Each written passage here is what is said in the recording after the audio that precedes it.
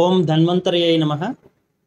ఈరోజు మనం తెలుసుకోబోయేటువంటి మొక్క, దీన్ని వాస్తవంగా తీగ అని చెప్పుకోవాలి. మనం రెగ్యులర్గా తీసుకునేటువంటి కూర దొండకాయ. ఈ దొండకాయకి సంబంధించి రెసిపీస్ ఎలా చేసుకోవాలో అందరికీ తెలిసిందే. అయితే ఈ దొండకాయ ఒక కాయలాగానే కాకుండా దాని తీగలో ఉండేటువంటి ఆకులు, దానికి ఉండేటువంటి వేళ్ళు, ఈ విధంగా మనకి దొండకి సంబంధించినటువంటి వివిధ రకాలైనటువంటి ఉపయోగాలు అనేవి ఉన్నాయి. ప్రధానంగా ఈ దొండకాయని తీసుకోవడం ద్వారా మన బాడీ అనేది చర్మరోగాలు, నులిపురుగులు ఇట్లాంటివన్నీ కూడాను తొలగించుకోవడం జరుగుతూ ఉంటుంది.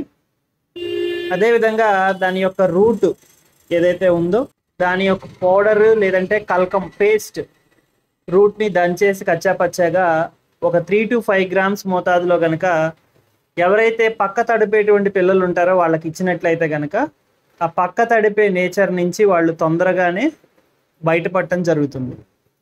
సో ఆ విధంగా పక్క తడిపేటువంటి సమస్యలో కూడాను ఇవి ఉపయోగపడతాయి. అదేవిధంగా పచ్చి దొండకాయల్ని తింటుంటే కనుక నోటిలో ఉండేటువంటి నంజుపొక్కులు అంటే నోటిపూత అంటాం కదా, దానిలో కొంత ఉపశమనం అనేది కలుగుతుంది. చేదు దొండ అనే వెరైటీ ఉంటుంది. దాన్ని ప్రత్యేకించి మనం మోషన్స్ అండ్ వామిటింగ్స్ ఇండ్యూస్ చేయడం కోసం పంచకర్మల్లో వాడటం జరుగుతుంది. సో ఇలాగా మనకి రెగ్యులర్గా వాడేటువంటి దొండకాయ ఇన్ని రకాలైనటువంటి మెడిసినల్ వాల్యూస్ని కలిగి ఉంది.